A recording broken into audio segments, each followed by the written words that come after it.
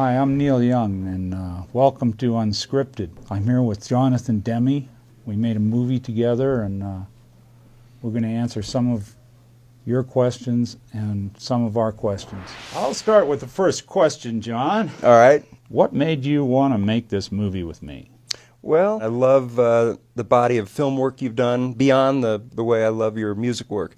And we've had the chance to work together 2 times previous to Heart of Gold.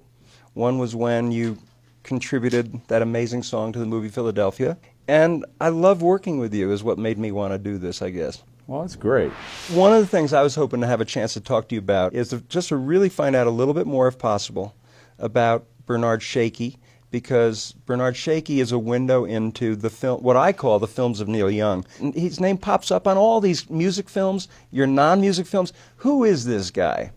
Well, he's not here, so it's okay to talk about him. Okay. And he doesn't watch television, so we can say whatever we want. And also, he doesn't have a computer. So it doesn't really matter what we say about him. But there's not much to say about him. He's an executive hard to producer work on our for. movie. He's hard to work for. He's hard to work for. I think more than anything, he really wants to do a good job, but he doesn't want to spend any money doing it. Well, it's right at the vanguard, I think, of where everybody is realizing we all need to go if we want to keep making movies that have some independence and some originality. The less you spend, the more you can do in that regard, the more liberated you are, kind of. But you realize that there's like a whole underground belief, gossip, rumor thing that thinks that Bernard Shaky's actually a contrived nom de cinema for you, that you made up the name. It's crazy, yeah. I know. Yeah, no, I know. I don't know what anybody would think that for. This is me avoiding the question that somebody wanted to ask, by the way, of like, how would you have done Heart of Gold different? I don't want to know that.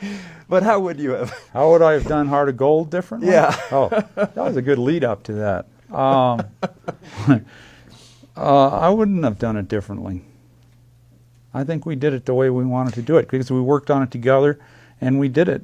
We just did what we did. The way we did this picture with the long lenses and the close proximity of the camera allows the audience to kind of float around right in the stage itself, not in front of the stage, but right in it, and right with the people. And yet I can't see the camera. I'm not distracted by the camera. Every once in a while, I knew where the cameras were. You know, if I wanted to relate directly to someone, I knew there were a few places that I could look. Sometimes I'll want to project to the back of a coliseum, so I mentally start projecting to the last row, and I think it makes a difference if you mentally really doing a brain-to-brain, heart-to-heart with the other end of the place. You know, so I think you were able to do that. Get in and get real close, and pick up nuances of the performance that are interesting from a cinematic point of view and from a human point of view. The fact is that we had such a tight collaboration, so everything got run by you real quick anyway. And there were some fun instances, like for example, I hadn't started thinking yet about who's going to do the costumes for this movie, and you outrageously said to me on our first trip to Nashville, you said, well, we're going to have dinner with Manuel tonight. And I said, who's Manuel? And you said, he's doing the costumes. You can't tell the director that, and you know that. Well, you know? I forgot. I forgot just for a minute. But, of course, that's the most inspired addition to the equation that ever could have happened.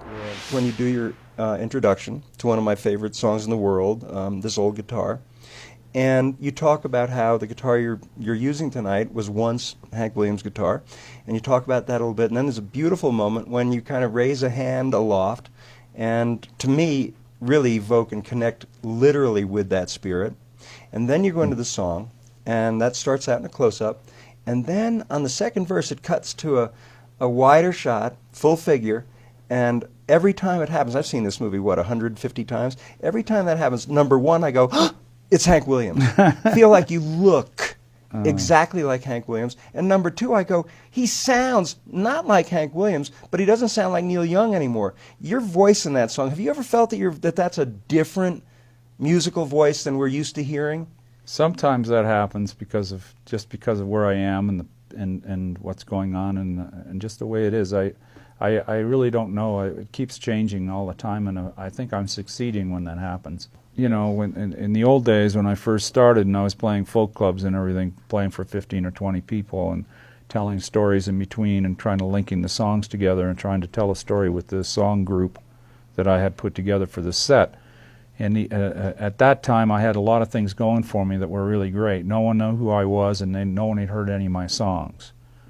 So that was real good, because then I could do whatever I wanted, and no one is going to be distracted by, you know, my history or anything. They're not calling out for a particular song that they... So it's very limiting in that one respect. Of course, it's great to celebrate success and acceptance, but on the other hand, as an artist, it's limiting because it puts you in a box, and you arrive in a box. You don't arrive out of the air. At a certain point, we were committed to making a film that was The Prairie Wind Suite, and that was going to be it. Yeah. And then I was at my house one day and went, it's 55 minutes long. Yeah, right. That's, you know, we need a feature length. We need to have something So I called you up and said, you know, would you consider an encore dimension? Instead of it being me now at 60 years old singing a bunch of new songs, it became me now at 60 years old singing a bunch of songs that started when I was like 19 or something. And then we tried to go chronologically. When we went back, we tried to move forward through it chronologically. And I'm not singing them like I would sing them when I was 20 or something. It's a different guy. I mean, it's a different thing. And we hate to, you know, I'd hate to think that I was driving these songs into the ground. I have a lot of respect for them, so I don't do them that much. So, but in this film, I did a lot of the ones that I hardly ever have done, and actually tried to you know, it makes it easy to do the old songs if you've already done a bunch of new songs. Then that's new songs speak for themselves. It says, okay, I'm still here, I'm still happening, I'm still doing what I love to do, and now here are these songs that I've done before. Last one for Jonathan.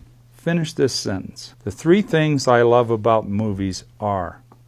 I'm ashamed that the first thing that pops into my mind is popcorn. That's one. And I love gathering in a big room with a bunch of strangers, and I like the lights going down, and I like a gigantic image and huge sound coming at me. And I love the fact that from time to time in my life that movies have changed the way I perceive the world, and I've left a movie theater, I think, a better person. That's a great answer. What are the 3 things that you love most about movies? Well, I'm going to get a little cranky and ornery now. Okay. First of all, the first thing I used to love the most about movies was good and plenty. But they don't have that anymore. They stopped in all the movie theaters across America. Little licorice candies? Only in his little mom-and-pop theaters you might be able to get good and plenty. And the other thing I love about movies is that you can get lost at a movie. You can go to a movie and forget everything that's on your mind. If it's a good movie, it's going to transport you to another place. And it's something you can do. The third thing is that it's something you can do by yourself or with other people.